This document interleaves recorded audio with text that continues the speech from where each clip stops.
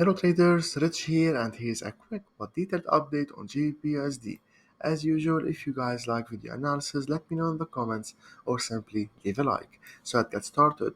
As we clearly see, GBPUSD has been overall bearish for a while, making lower lows and lower highs, trading inside these two brown trend lines. And it's currently approaching the upper band or the upper brown trend line on horizontal resistance. Moreover, we also have this horizontal support and resistance that's now acting as a resistance area. That's why we are looking for sell setups in the first place, because price is approaching the intersection of the non-horizontal resistance and the horizontal resistance. Of course, unless price breaks above our resistance and above this high, then our resistance would become support again and we'll be looking for buy setups on the retest. But for now, let's take it step by step, right? We are overall bearish, approaching a resistance, so are looking for sell setups. Now, if we zoom into H1 time frame, we can see that GPUSD formed a head and shoulders pattern. So we were overall bullish, and then price got stuck inside the range in the shape, as mentioned, of a head and shoulders pattern. But of course, for the bears to take over, we still need to see a break below the neckline. Let me make it in purple, which I always highlight as my trigger. That's it. Meanwhile, until the sell is activated, GBPUSD can still trade higher, dive inside the resistance before going down, or even, as mentioned from daily time frame, break this resistance upward and then trade higher. But as mentioned, now we are looking for sell setups. When the sell is activated, the stop loss would be just above the right shoulder, and we target a 1 to 2 risk to reward ratio, which would be around the next support. Here we go. Let me adjust it. That's it.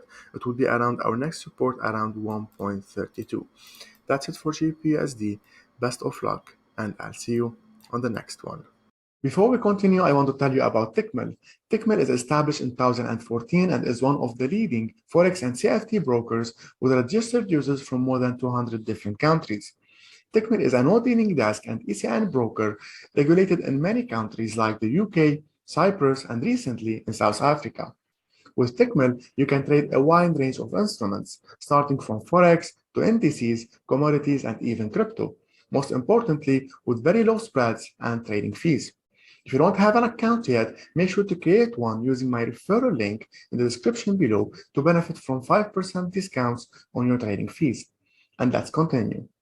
As we clearly see, US100 was overall bullish, making higher lows and higher highs, and lately price broke below the previous low, so now we have a shift in momentum from bearish to bullish. However, price is currently approaching or sitting around a very strong support area around 14k. It was acting as a resistance previously, then price broke it upward, so it's now acting as a support area. That's why we'll be looking for buy setups.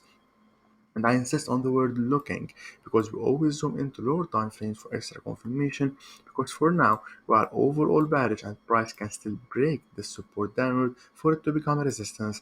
Then the bears will remain in control and will be looking for sell setups on the retest. But anyway, let's take it step by step, right? Approaching a support area, so let's zoom into lower time frames and wait for the buyers to take over again before we buy. This is our support from daily time frame. Of course, it's an entire zone, not at a laser level. And as per my trading plan, I'll be waiting for the buyers to form a new swing high around the upper red trend line to consider it, for those who know me, our trigger swing like this, and I mentioned and like highlighted as our trigger, then and only then would expect the bulls to make the next impulse movement upward when this happens as per my trading plan. And for the stop loss, it would be just below the previous low, and we target a 1 to 2 risk to reward ratio, which would be around 16k. Meanwhile, and until the buyers take over by activating this buy setup, we would be overall bearish as mentioned from daily, and we can still break below the 14k, but we will need then a daily, an aggressive daily or a couple of days close below it. Best of luck, and I'll see you on the next one.